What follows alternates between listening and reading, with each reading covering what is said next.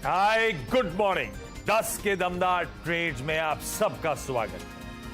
Friday की सुबह 45 minute का सेशन कल्मिनेट हो चुका है और मोटा मोटी कल के क्लोजिंग लेवल्स के इर्द गिर्द ही घूमते हुए पहले थोड़ा सा हरे में थे, फिर थोड़ा स्लिप हुए, अब वापस वही हरे निशान में, हल्के हरे निशान के साथ कामकाज होता हुआ। तो इस समय तो कल की कमजोर एक्सपायरी के बाद लार्जली रेंज बाउंड आज का सेशन अब तक प्ले आउट होता हुआ। अच्छी बात यह है, कल जिस पॉकेट ने सेकंड हाफ में पेन दिया था, आज वहीं से थोड़ी सी बहुत गेन आ रहे हैं। निफ्टी बैंक 1/3% मजबूती के साथ, उससे ज्यादा मजबूती के साथ निफ्टी बैंक अब एकदम से बाउंस बैक करता हुआ अच्छा मोमेंटम पिकअप कर रहा है। एक आईटी ने कल दिक्कत करी थी। आईटी इंडेक्स भी प्लीज स्क्रीन पर रखिएगा। आईटी इंडेक्स दिन के लोज पे जाके कल बंद हुआ था, अच्छा खासा प्रेशर था। आईटी पहले बिगड़ा मूड था, फिर लगा नहीं संभल रहा है, अब इवेंचुअली 1/3% के दबाव के साथ इस समय 45 मिनट का जो सेशन कल्मिनेट हुआ उसके लोज पे आके आईटी इस समय ट्रेड करता हुआ। और एक स्टॉक जो टॉक ऑफ द टाउन था आज के लिए, कोटक महिंद्रा बैंक, जिसमें कनाडा पेंशन फंड का लार्ज ट्रेड था, वो लार्ज ट्रेड खुलते ही एग्जीक्यूट हुआ। स्टॉक हरे में आया, पस पड़ा, वापस टसल चल रही है बुल्स और बियर्स के बीच में, लेकिन finally in almost in green आके खड़ा हुआ आपको नजर आएगा कोटक का काउंटर। ये अब तक के समीकरण। एक चीज और बता देता हूं, इंडेक्सेस कंसोलिडेट कर रहे होंगे, ब्रॉडर मार्केट्स अभी भी रेजिलिएंट नजर आएंगे। ब्रॉडर मार्केट्स में आउट परफॉर्मेंस कंटिन्यू कर रहा है। आधे % के उछाल के साथ निफ्टी, मिड कैप्स और स्मॉल कैप्स भी आपको इसी तरह का उछाल दिखाएंगे। और ये आ गई मार्केट का बैरोमीटर। ब्रेथ अच्छी शुरुआत, ऐसा लगा डिटोरेट होने की शुरुआत होने वाली है, लेकिन वापस ब्रेथ एडवांसेस के फेवर में। 3:2 का रेशियो, यानी कि 60% शेयर जो इस समय ट्रेड कर रहे हैं इन ग्रीन मजबूती के साथ। वीरू, जो 45-46 मिनट का सेशन हुआ है, क्या ऑब्जर्वेशन है इस सेशन? हालांकि हमने कुछ ज्यादा नीडल मूव करी नहीं है, फिर भी 45 मिनट के सेशन में क्या ऑब्जर्व करा आपने? निफ्टी बैंक पे कोई फ्रेश अप्रोच हो तो वो भी समझाइए। देखिए, बहुत बड़ा ट्रेड विंडो नहीं है आशीष, और जो मैं कह रहा था सुबह भी, हमारे पास 100 पॉइंट की रेंज है निफ्टी में। अगर आपको ट्रेड करना है, अगर आप एक डेडिकेटेड इंडेक्स ट्रेडर हैं, तो वही ट्रेड करना है आपको।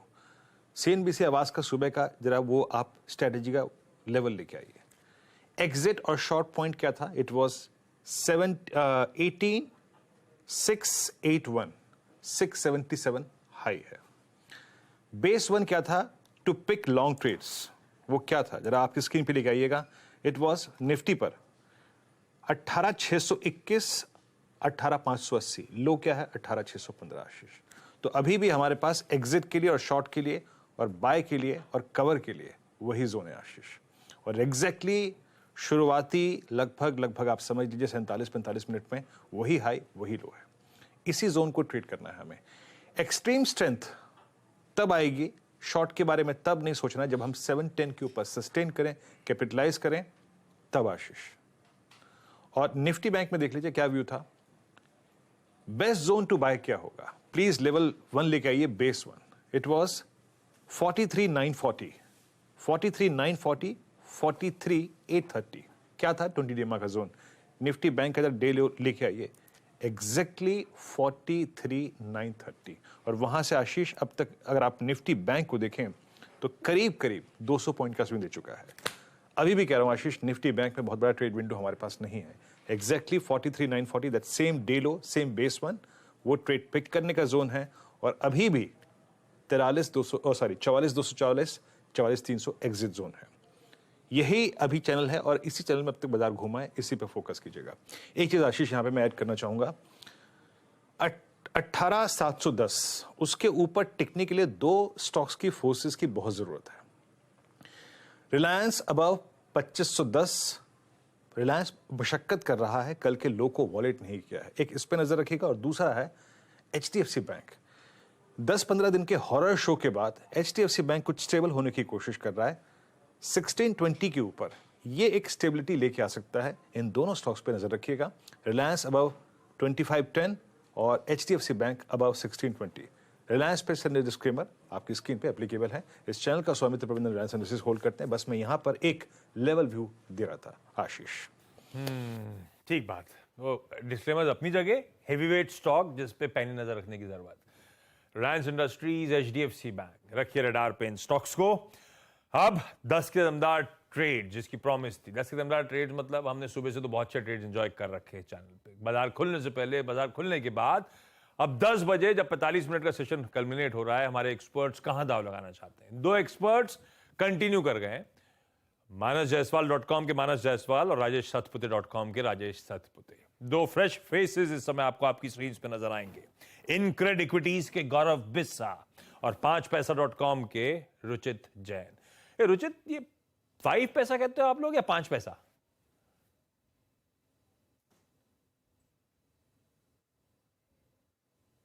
रुचित, रुचित, ऑडियो नहीं जा रहा डायरेक्टर साहब, ऐसा क्या कर दिया आपने? छोड़िए, जब कनेक्ट हो जाएंगे तब दिखाइएगा। गौरव के पास पहले जाया जाए। गौरव, गुड मॉर्निंग।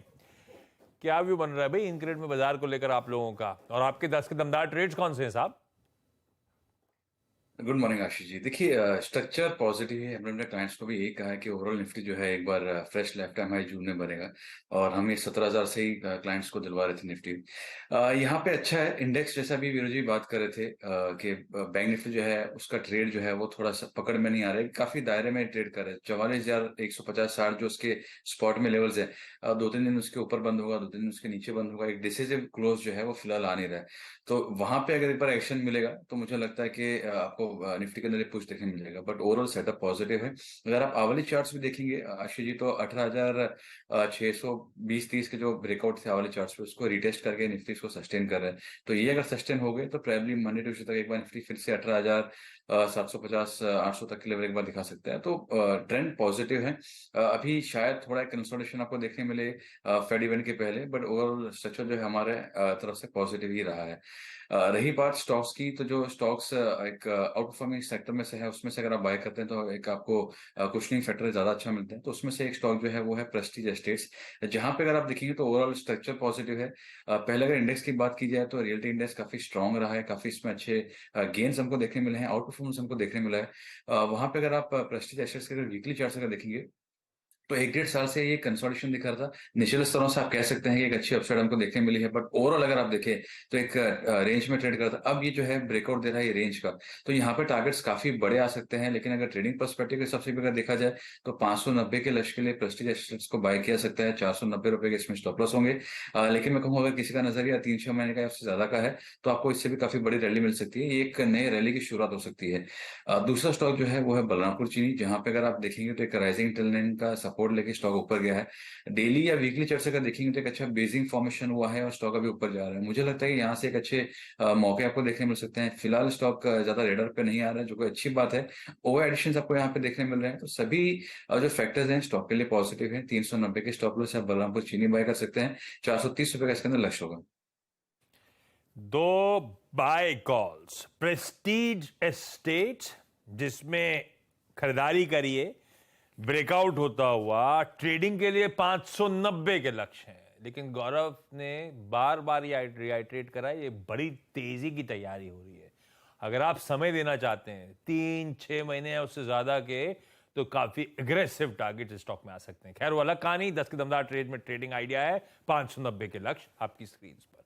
बलरामपुर चीनी ज्यादा रडार पे नहीं है, लेकिन सीनबी सिवास पे तो आ चुका है रडार पे। इस पे पिक्स चल रही है, चर्चा काफी हुई, और गौरव कह रहे हैं बाकियों के रडार पे नहीं है शायद, तो खरीद लीजिए। 430 का लक्ष्य है, 390 का स्टॉप लॉस लगाइए। यहां पे चीनी स्टॉक्स वैसे आज बढ़िया आउट परफॉर्मेंस डिलीवर कर रहे हैं। लाइए स्क्रीन पे रुचित को। रुचित, हाय, गुड मॉर्निंग। रुचित, आज के प्रिफर्ड पिक्स कौन से? जी very good morning Ashish ji. Ashish ji, 2 pics है, दोनों ही हैवीवेट्स है। सबसे पहला रहेगा एचडीएफसी बैंक में। सो आइडियली पिछले कुछ दिनों में हमने देखा है कि करेक्टिव फेज स्टॉक में आया है, और ये करेक्टिव फेज के में 1600 के आसपास स्टॉक अपना एक सपोर्ट बेस बनाने की कोशिश कर रहा है। सो आइडियली ऐसे हैवीवेट्स में रादर देन एक ब्रेकआउट के बाद चेस करने से अच्छा है कि अगर करंट लेवल्स पे सपोर्ट के आसपास हम बाय करें तो वहां पे हमको रिस्क रिवॉर्ड रेशियो बहुत फेवरेबल मिलता है। तो इसीलिए मैं यहाँ पे थोड़ा प्रीएम्प्ट कर रहा हूँ कि इनकेस ये सपोर्ट बेस बन जाता है तो यहाँ से काफी अच्छा मूव ये स्टॉक में नियर टर्म में देखने मिल सकता है। तो स्टॉप लॉसेस काफी छोटे हैं, तो करंट लेवल्स पे एचडीएफसी बैंक में खरीदारी की सलाह है। 1590 का स्टॉप लॉस रहेगा और 1655 का पहले पहले टारगेट्स और वो क्रॉस होता है तो 1680 ये दो टारगेट्स आने वाले शॉर्ट टर्म में आप एचडीएफसी बैंक में अप मूव में एक्सपेक्ट कर सकते हो। और मेरा सेकंड पिक रहेगा एनटीपीसी, जहां पे कल की ट्रेडिंग सेशन में एक अच्छा ब्रेकआउट देखने मिला। इनफैक्ट एक काफी महीनों का मैं कहूंगा कि कंसोलिडेशन का ब्रेकआउट ये स्टॉक में बहुत ही बेहतरीन वॉल्यूम्स के साथ में हुआ है। सो ऐसे वॉल्यूम्स के साथ जब इतने लंबे समय का ब्रेकआउट आता है तो वो ट्रेंडेड फेजेस की शुरुआत होती है। सो आई थिंक ये जैसे एक नए ट्रेंड के फेज की शुरुआत हुई है अभी। तो करंट लेवल्स पे 177 का स्टॉप लॉस और 190 के इनिशियल टारगेट्स, ये लेवल्स ध्यान में रखें, एनटीपीसी में भी खरीदारी करें। दिग्गज एचडीएफसी बैंक, अभी ओपनिंग कमेंट्री में वीरू मेंशन कर रहे थे रिलायंस एचडीएफसी बैंक पे बहुत तगड़ा दारोमदार। रुचित कह रहे हैं मैं प्रीएम्प्ट कर रहा हूं, एक अच्छा मूव बनने की तैयारी हो रही है और इवेंचुअली शायद वो अच्छा मूव इस हेवी वेट को 1680 तक ले जाए। अंडर परफॉर्म कर रहा था एचडीएफसी बैंक, वाकई इस तरह से मूव आया तो मजा आ जाएगा। कंट्रीब्यूशन तगड़ा आता है इसका निफ्टी बैंक में और इन टर्न निफ्टी 50 में भी। एनटीपीसी दूसरा है जिसपे हम लोग अच्छे ट्रेड राइट कर रहे हैं, मेरे ख्याल से रह के माइनस के रडार पे आता ही रहा है। और एनटीपीसी आज रुचित कह रहे हैं 190 की लंबी छलांग लगा सकता है। 177 का स्टॉप लगाइएगा, क्योंकि रुचित के पास अब आवाज आ रही है ये 5 पैसा है कि 5 पैसा, आप बता ही नहीं रहे रुचित। ये 5 पैसा ही है। 5 पैसा है? पैसा तो 5 पैसा होना चाहिए ना। आप लोग ऑफिस में 5 पैसा बोलते हो? 5 पैसा बोलते हैं, यस। वीरू आप क्या बोलते हो? 5 पैसा, 5 पैसा। सीरियस? मेरे घर के पास इनकी एक ब्रोकरेज फर्म, एक इनका ऑफिस था, तो मैं इसलिए 5 पैसा। अच्छा, बाकी के पिक्स ले लीजिए। नहीं, किसी के नाम से खिलवाड़ नहीं भाई साहब, बुरा मान जाता है आदमी। अरे 5 और 5 की तो अंग्रेजी हिंदी की बात कर रहा हूँ। कमिंस और कुमिंस कब से बुरा मान रहे होंगे, सीमेंस और सीमेंस पता नहीं जमाने हो गए बुरा मान मान के। सतपुते साहब इस समय के प्रिफर्ड पिक्स। कॉल दीजिए रुचित। कॉल दे चुके हैं रुचित यार, क्या लगा छोड़ो।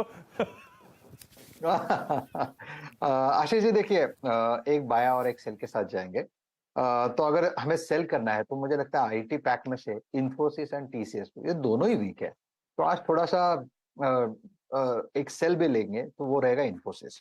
मेरे हिसाब से इंफोसिस में सेल करेंगे तो इसका टारगेट बनेगा करीबन 1250 से 1240, स्टॉप लॉस रहेगा 1290 का, तो इट्स अ सेल इन इंफोसिस।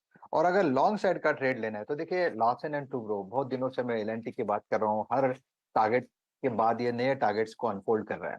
तो 2340 2350 ये मेरा सेकंड टाइम का टारगेट था, तो आज का जो नया टारगेट होगा वो रहेगा 2400 2420 का। तो एलएनटी यहाँ पे लॉन्ग रखे, इसका स्टॉप लॉस होगा 2350। जिनको फ्रेश लॉन्ग करना है छोटे स्टॉप लॉस के साथ लॉन्ग रखे 2400 2420, ये इसका टारगेट का रेंज होगा।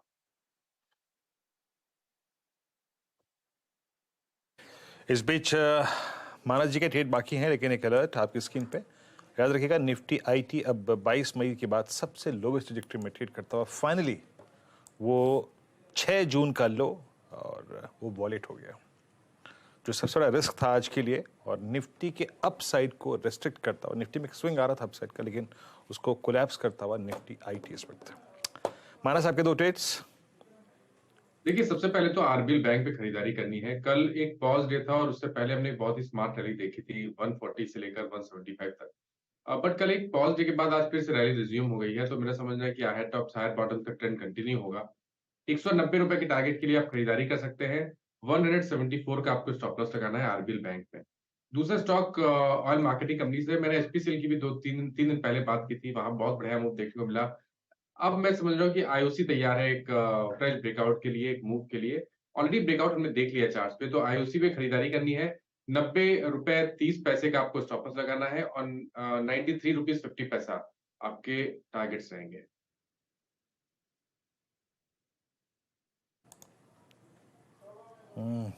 मानस जायसवाल जी के दो ट्रेड, आईओसी 9135 पे 9350 के टारगेट के लिए। निफ्टी आईटी वाकई कोलैप्स हो रहा है इस वक्त, अब लगभग 250 अंक नीचे, तो जो अपस्विंग्स आ रहे थे उसको थोड़ा सा ये कहीं ना कहीं सस्टेन नहीं होने दे रहा है। इन्फोसिस लेके आइए, मैं इन्फोसिस को देख रहा हूँ आशीष। इन्फोसिस में सीरियस हेजिंग एफर्ट्स चल रहे हैं, पुट ऑप्शंस में मेगा बाइंग है। एक बार इन्फोसिस स्क्रीन पे रखिएगा और इसके कैंडलस्टिक चार्ट रखिएगा। गौरव, ये 22 मई को एक ब्रेकआउट आया था इन्फोसिस में 20 डेमा के ऊपर, आज एग्जैक्टली वही ब्रेकआउट पॉइंट सरेंडर हो गया है। कोई पुट लेना चाहिए इन्फोसिस में? इस वक्त आपकी राय, कोई पुट ऑप्शन अगर लेना हो, क्योंकि एक नेगेटिव क्रॉसओवर भी डेवलप हुआ है। जी बिल्कुल, यहाँ पे अगर किसी को लेना है तो आप 1260 का एक बार ले सकते हैं। देखिए ओवरऑल अगर आप आवली चार्ट्स पर अगर देखेंगे तो एक लोअर टॉप लोअर बॉटम बने हैं, तो शॉर्ट टर्म में यहाँ पे आपको एक बार पेन जरूर देखने मिल सकता है। मैं लॉन्ग टर्म में अभी भी बुलिश ही रहूंगा अगर किसी का 18 महीना या 2 साल का नजरिया है। लेकिन हाँ, अगर किसी को एकदम शॉर्ट टर्म के लिए अगर प्ले करना है तो यहाँ पे एक बार के लिए लग रहा है कि एक आपको डाउन साइड यहाँ पे देखने मिल सकती है। तो अगर किसी को पुट अगर लेना है तो 1260 टाइप्स में अगर एक बार आप चाहे तो ले सकते हैं। मुझे लगता है कि अगर ये सस्टेन नहीं हुआ 1280 के लेवल वगैरह के लिए, तो एक आपको जरूर एक गिरावट आपको देखने मिल सकती है। तो यहाँ पे आप एक बार फोकस कर सकते हैं 1260 के ऊपर। ओके, चलिए, तो मैं इन्फोसिस पे एक सेकंड थॉट ले रहा था ऑप्शन प्रोस्पेक्टिव से। Infosys eight day low. इस बीच चलिए अब बिग मार्केट वॉइसेस की कड़ी में थोड़ा विषय को चेंज करते हैं। हमारे साथ बातचीत करने के लिए आज श्री दीपन मेहता, डायरेक्टर एलिक्स इक्विटीज के मौजूद हैं इस वक्त बातचीत करने के लिए। दीपन जी नमस्कार, कार्यक्रम में स्वागत है। आज आपके कन्विक्शन से शुरुआत करता हूँ सर। जोमेटो पे आपका कन्विक्शन बहुत अच्छा बना रहा। जोमेटो लगभग 1 साल के हाई पे ट्रेड करता हुआ इस वक्त। कल न्यू एज स्टॉक्स में काफ़ी अच्छा खासा मूव था। अभी की डेवलपमेंट, जैसे कल आपने देखा होगा सर, कल पेटीएम चला, पीबी इंफ्राटेक चला, कल जोमेटो चला, कल कार्टरेज चला। ये न्यू जनरेशन स्टॉक्स को एग्जैक्टली बाजार यहाँ पे चेज क्यों कर रहा है? क्या वैल्यूएशंस यहाँ पे अब कंफर्टेबल हैं? ये रीजनेबल वैल्यूएशंस हैं? क्या बाजार इसलिए चेज कर रहा है? आपका व्यू सर? गुड मॉर्निंग, और आपके शो पे इनवाइट करने के लिए बहुत बहुत धन्यवाद।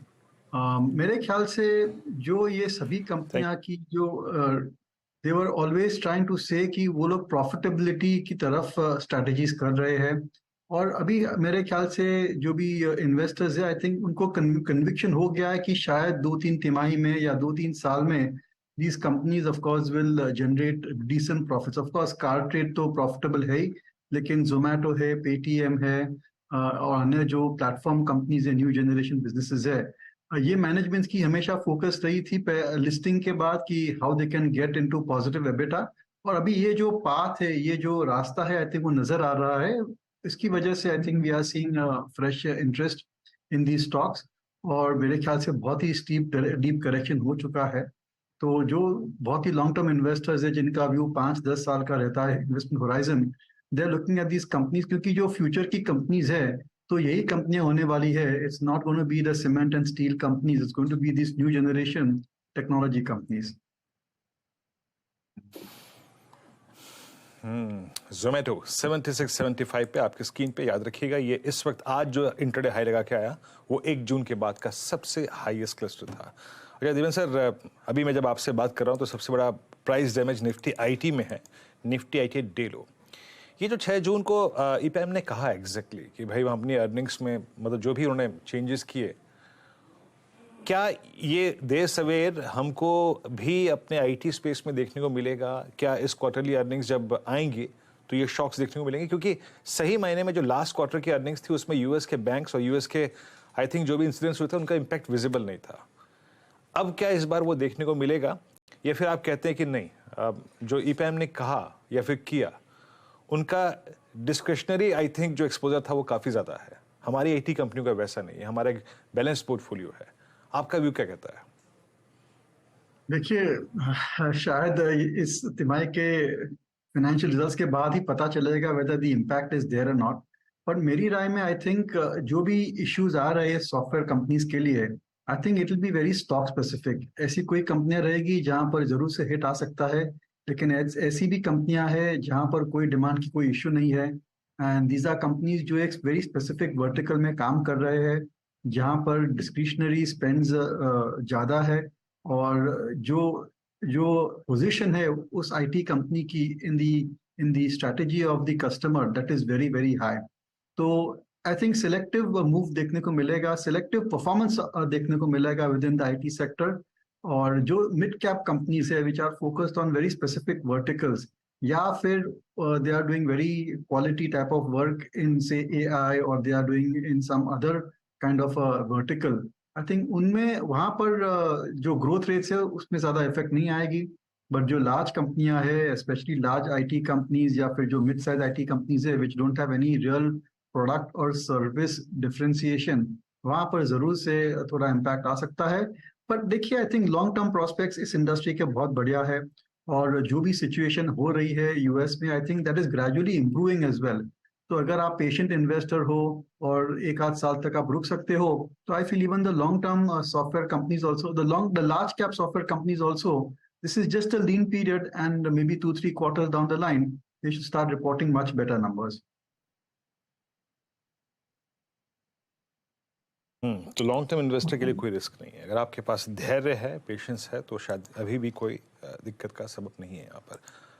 और इन्फोसिस टी से सारे डील ऑपरेट करते हुए। अच्छा दीपन सर, पिछले कुछ सेशंस में या फिर आप कह लीजिए कि इस 2 महीने के टाइम फ्रेम में, अप्रैल मई में, सीमेंट पे बाजार ने बहुत कन्विक्शन दिखाया है सब पे। आई मीन लार्ज कैप में, मिड कैप में। Look at India Cements almost trading at I think 4 month high, UltraTech cement closer to its all time high. आपने सर सीमेंट में क्या चेज किया या फिर कन्विक्शन कहाँ पर है इस वक्त? पर आउटलुक नेगेटिव है, और इसकी वजह यह है कि जिस हिसाब से कैपेसिटीज ऐड हो रही है, they will find it very difficult to operate at reasonable return on investment. और जरूर से प्रॉफिट्स करेगी, लेकिन overall capacity utilisation, operating profit margins, return ratio सभी पर थोड़ा असर आ सकता है, जिसकी वजह से जो price to earnings multiples at which cement companies are trading at, वहां पर दबाव आ सकता है। So we are generally negative on cement companies, और ये जो भी रैलीज आ रही है, certainly you can look at getting out of cement companies and getting into cement consumers. देखिए रियल एस्टेट स्टॉक्स है, वहां पर बहुत ही बढ़िया नंबर्स आए हैं, जो भी उनके नए प्रोजेक्ट लॉन्चेस है, अच्छा रिस्पॉन्स आ चुका है। वहां पर इंजीनियरिंग कंस्ट्रक्शन कंपनीज है, specially companies engaged in infrastructure construction, उनके ऑर्डर बुक्स पोजीशन बहुत ही स्ट्रांग है, और मेरे ख्याल से आई थिंक वैल्यूएशंस भी काफी हद तक रीजनेबल है। So my preference is for the cement consumers and not the actual cement companies. I think जैसे जैसे टाइम जाएगा, more and more capacities will come into play, comparative intensity बढ़ेगी। No doubt इस क्वार्टर में numbers अच्छे आएंगे, अगले quarter में नंबर अच्छे आ सकते हैं because of expansion of EBITDA margins, because of lower input cost. But medium to long term prospects I would be negative, at best neutral on the cement industry. Negative से neutral का outlook है आपका cement पे इस वक्त। Cement पे बात हुई, यहाँ पे आज न्यू एज स्टॉक्स पे बात हुई। थोड़ा सा मैं यहाँ पे एक बार बाजार का जिक्र करता हूँ कि इस वक्त अच्छा क्या कर रहा है, खराब क्या कर रहा है। एक बार IEX लेके आइएगा आपकी स्क्रीन पे, 124.60 पे। अब ये मतलब सुबह के टिक्स को छोड़ देते हैं, शुरुआती जो वाइल्ड ट्रिक लगे थे, अब ये 29 मार्च के लो के भी नीचे ट्रेड करता हो, यानी टेक्निकली स्पीकिंग ये इसके करियर के सबसे लोवेस्ट ट्रजेक्टरी है। पेन पॉइंट इस वक्त है निफ्टी IT, अब करीब करीब 225 अंक नीचे ट्रेड करता हुआ। अच्छा, स्ट्रेंथ की बात जब करें तो बैंक निफ्टी में जो स्ट्रेंथ है उसका सबसे भरपूर फायदा, या फिर 2 स्टॉक्स की जो स्ट्रेंथ थी उसका भरपूर फायदा उठाया बैंक निफ्टी ने। लेट्स ब्रिंग इंडसइंड बैंक और एक्सिस बैंक। इस बार दीपन जी एक्सिस बैंक ने जो आई थिंक मूव दिया वो वाकई काबिल तारीफ था, एट ऑल टाइम हाई। और इंडसइंड बैंक तो अपने प्रीवियस हाई से अभी भी काफी नीचे है। व्यू कंटिन्यू टू होल्ड या फिर एक्सिस बैंक में अपना थोड़ा सा प्रॉफिट्स को कैश में कन्वर्ट करना चाहिए? और इंडस पे का आउटलुक? नहीं, I don't think that you should try and convert any of your bank holdings into cash. ये जो तेजी हम देख रहे हैं within the bank stocks, I think it is only 15-20% की तेजी देखने को मिली है। They have a long long way to go. और जब तक ये एनपीए साइकिल कंट्रोल में रहती है, so long as NPAs don't start going up for the sector as a whole, I think banking stocks में कंटिन्यूस कंपाउंडिंग ऑफ अर्निंग्स देखने को मिलेगी। वैल्यूएशंस रीजनेबल है क्योंकि थोड़ी बहुत ओवर ओनरशिप हो चुकी है बैंक्स में, बट ये एक सेफ सेक्टर है, एक स्टडी सेक्टर है, कीप ऑन परफॉर्मिंग। और हमने देखा कि जो आरबीआई पॉलिसी आई थी, I think if interest rates are around these levels stable हो जाते हैं तो एक बहुत ही अच्छा माहौल बन जाता है बैंक्स के लिए। So I am very positive on the bank stocks, and I think धीरे धीरे you will see them climbing up higher and higher. ये जो बैंक स्टॉक्स है, they are part of the larger indices as well. और जैसे जैसे FI flows आएंगे into ETF directly into our markets, I think they will target bank investment at the first level. So very positive on the banks. और जो leadership bank Nifty में देखने को मिली है, I think that's going to be the highlight of this phase of the bull market. Continue to hold. और जब तक एनपीए साइकिल कंट्रोल्ड है, कोई ज़रूरत नहीं है आपको अपने लॉन्ग टर्म होल्डिंग्स या फिर अपने बैंक्स के एक्सपोजर को रिड्यूस करने का। अच्छा दीपन जी, जब आप आते हैं तो एक प्रश्न जरूर पूछता हूँ मैं अंतिम डिस्कशन के अंतिम चरण में। हाल फिलहाल में किसी मैनेजमेंट से इंटरेक्शन हुआ हो या फिर आपकी रीसेंट रीडिंग्स जो अब चेज करनी चाहिए, रिस्क रिवॉर्ड की प्रोस्पेक्टिव अच्छी है, मिड कैप, स्मॉल कैप या लार्ज कैप में कोई भी company? Yeah, with usual disclosure that we and our clients are invested, ये जो पूरा कैपिटल गुड्स का जो सेक्टर है उस पर हमारा व्यू बहुत पॉजिटिव है। और एक जो कंपनी जिसके नतीजे बहुत ही बढ़िया लगे मेरे को वो स्वराज इंडस्ट्रीज। और आप जानते हैं कि जो इथेनॉल की जो अपॉर्चुनिटी है that is massive and quite big for the sugar industry. इसकी एक्सपोर्ट अपॉर्चुनिटी भी बहुत बढ़िया है at a setting up ethanol plants globally. और Praj industries has got some technological edge, उनका बहुत ही बढ़िया पोजीशन है इन दी बायोफ्यूल्स बिजनेस पर से, सेटिंग अप न्यू प्लांट्स। और हाल ही में जो उन्होंने किया है एविएशन फ्यूल्स के लिए, अगर वो सक्सेस हो जाता है तो it will open up new doors for the company. Valuations reasonable है और मेरे ख्याल से आई थिंक जिस हिसाब से ऑर्डर फ्लोज आ रहे हैं not just for Praj industries but across the board for engineering companies, I think this company certainly has good prospects for the next 2-3 years or so. Okay Praj, और वाकई इस स्टॉक का technical placement बहुत अच्छा है।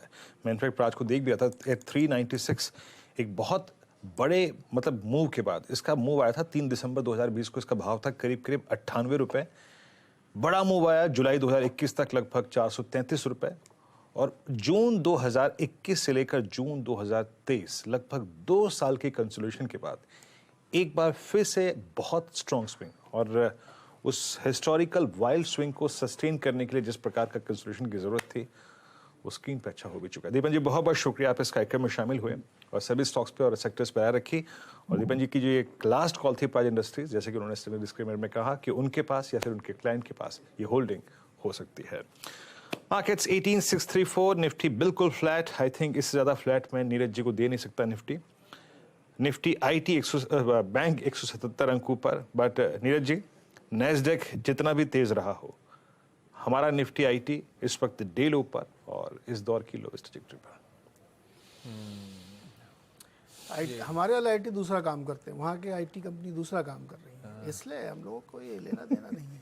लेकिन हम सेंटिमेंट डाइवर्सिटी ले लेते हैं, हमारा धंधा बिल्कुल ही अलग है उनसे। अब IT कंपनी भी फार्मा की तरह डिस्क्राइब करनी चाहिए कि कौन सी कंपनी क्या करती है।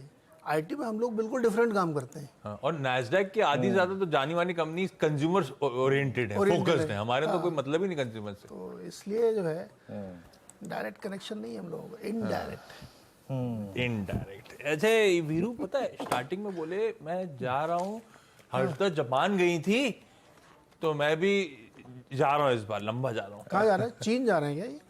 कहाँ जा रहे भैया? चाइना है, वुहान जा रहे हो क्या? चाइना का बॉर्डर क्रॉस करके, चाइना का बॉर्डर क्रॉस करके एक इंडियन टेरिटरी है। अरे नेपाल वाली चाइना का बात बॉर्डर कर क्रॉस रहे हैं। उत्तराखंड तो नहीं है? तेरी तो उत्तराखंड से एक रास्ता है चीन जाने, उधर ही जा रहे हैं। भगवान क्या है, ले देखिए उत्तराखंड जाने वाले ही और कहीं जाने वाले, किसी न किसी पहाड़ से आपको फोटो मिलने वाली है। हिंदुस्तान मतलब ठीक है, चाइना के पास जो टेरिटरी है वो उत्तराखंड है। उत्तराखंड वीरू अगले हफ्ते आपको वहां से मिलेंगे। इस बीच गौरव के साथ गाबा सर्विस स्क्रीन्स, गाबा गौरव, गोल्चे गबाना जी। तो गौरव जी धन्यवाद आपका आज जुड़ने के लिए, और गाबा सर तो मेरे ख्याल से आपके साथ सारी देश दुनिया की दिक्कतें दूर करेंगे। यस, गाबा सर आज सबकी समस्याएं सुलझाएंगे और बीच बीच में क्यूके भी करते हैं, क्विक नॉलेज है। अच्छा, क्विक नॉलेज स्निपेट्स आते हैं गाबा सर के? छोटा सा एकदम, गाबा बीच में क्यूके कर देते हैं। अरे वाह, चलिए भाई ओवर टू यू। तो चलो फिर शुरुआत करते हैं ट्रेडर्स हॉटलाइन की, लेकिन वीरू ने मार्केट को फ्लैट करके दिया है मुझे।